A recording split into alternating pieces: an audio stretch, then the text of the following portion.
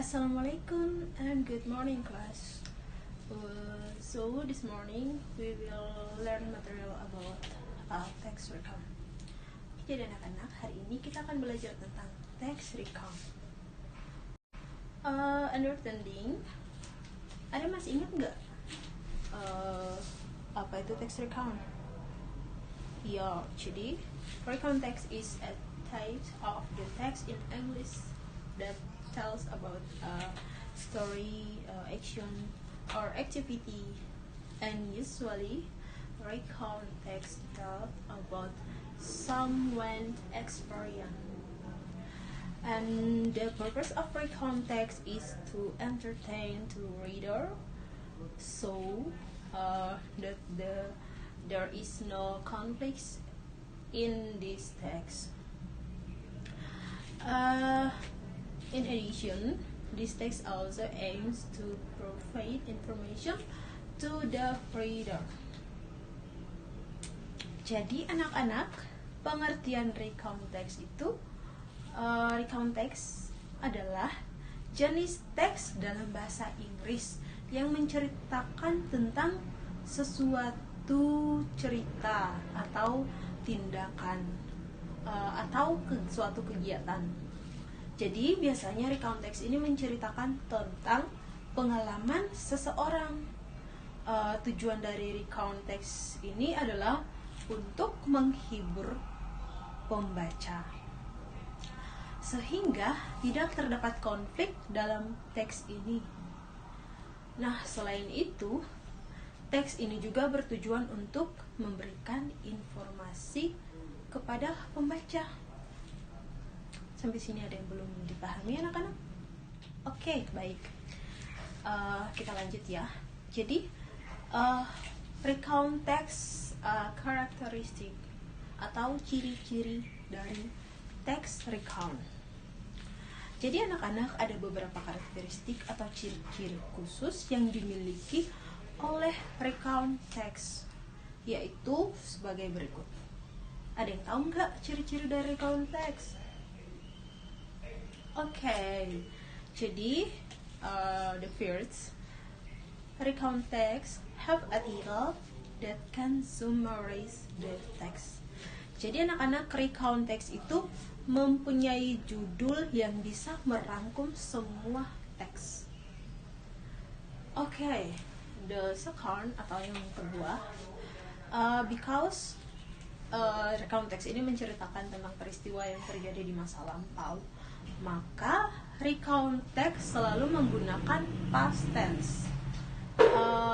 For example, seperti last month I spent my holiday in Bali Island with my friend, with my family, another. Jadi yang berikutnya, yang ketiga, menggunakan adverb dan adverbial pairs. Jadi untuk menjelaskan waktu, tempat, dan cara, seperti last month in Malang, lately, and another, dan lain-lain.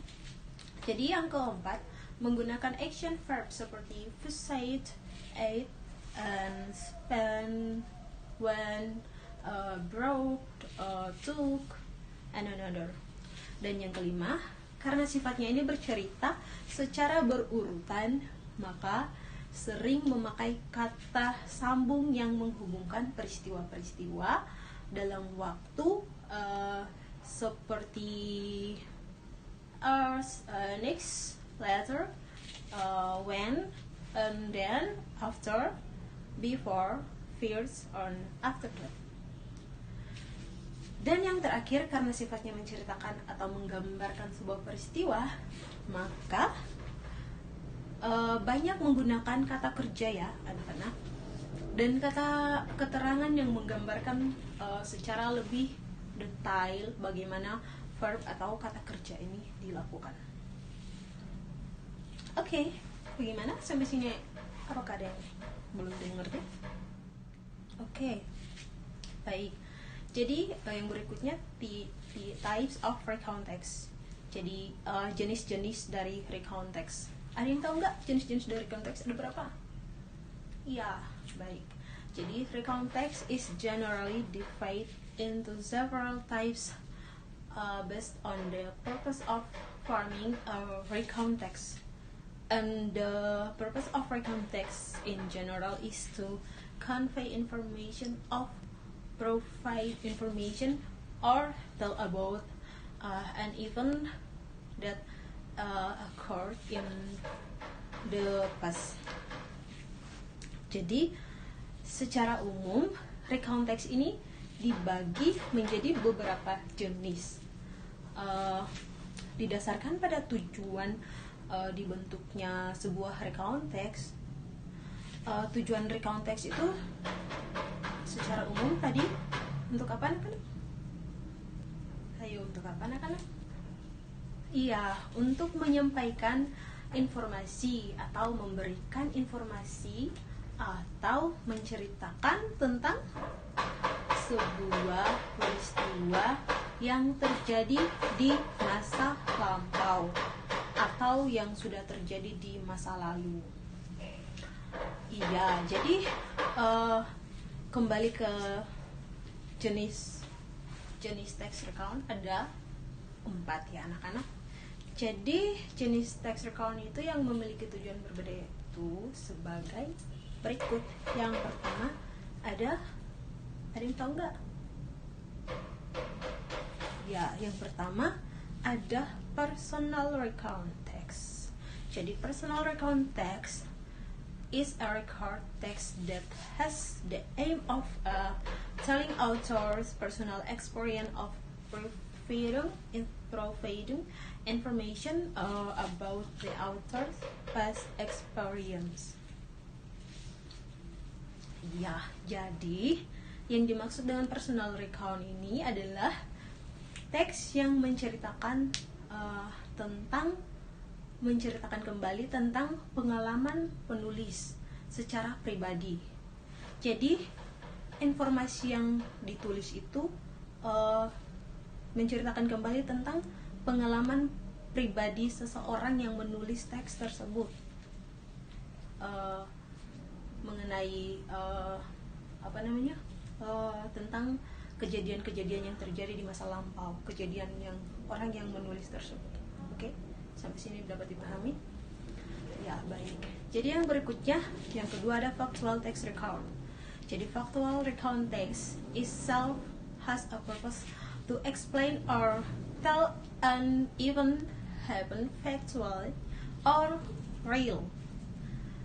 So example of factual recount text are a natural event such as natural disasters, namely earthquakes, flood, landslides, and another. Jadi anak-anak, factual recount text ini sendiri memiliki tujuan untuk menjelaskan atau menceritakan kembali tentang suatu kejadian atau suatu peristiwa yang terjadi secara faktual atau nyata. Contohnya seperti kejadian alamiah seperti bencana alam atau gempa bumi, banjir. Ada yang tahu nggak seperti apa lagi? Ayo. Ya, seperti tanah longsor ataupun kecelakaan boleh. Ya, dan yang ketiga ada imaginative recount text.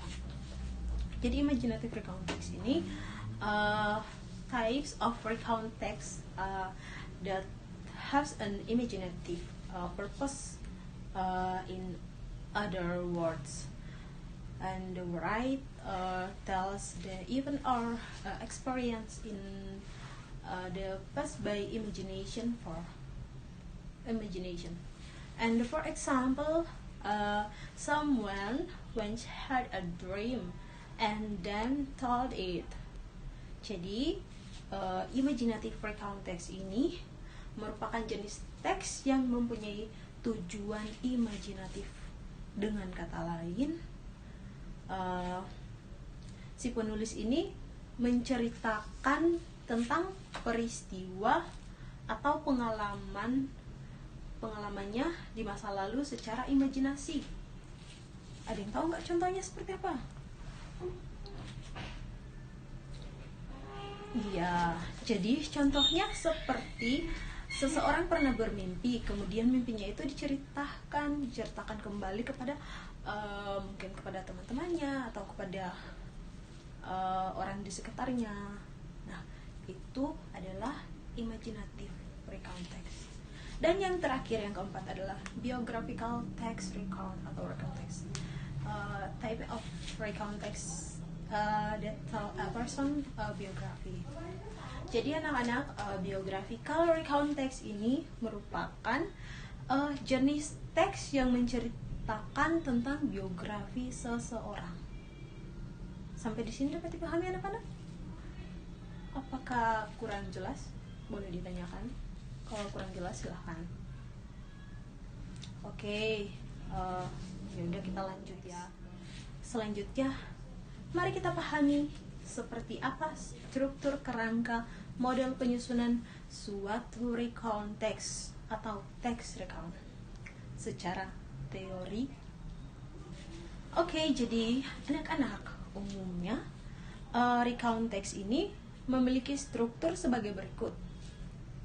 Iya, ini sudah dijelaskan. Ya, yang pertama, struktur apa anak-anak? Ya, benar sekali, orientasi atau pengenalan. Apa itu pengenalan teks? Pada paragraf awal setiap tulisan sederhana biasanya berisi tentang informasi umum yang merujuk kepada keseluruhan isi teks tersebut. Jadi informasi ini biasanya meliputi siapa, di mana, dan kapan. Dan yang kedua, ada yang masih ingat nggak? Iya, benar sekali. Yang kedua adalah event atau peristiwa.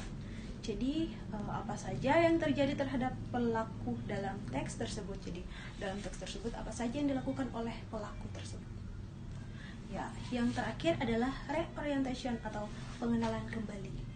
Jadi ini berisi tentang informasi secara keseluruhan yang ditulis dengan cara yang diringkas dan padat. Oke anak-anak, jadi ibu rasa itu materi kita untuk hari ini. Bagaimana anak-anak? Ada yang ingin ditanyakan? Silahkan, jangan malu-malu. Silahkan ditanyakan. Semisal ada yang ingin ditanyakan, boleh silahkan di kolom komentar. Oke. Untuk hari ini cukup materi kita tentang recount text. Saya tutup. Wassalamualaikum warahmatullahi wabarakatuh.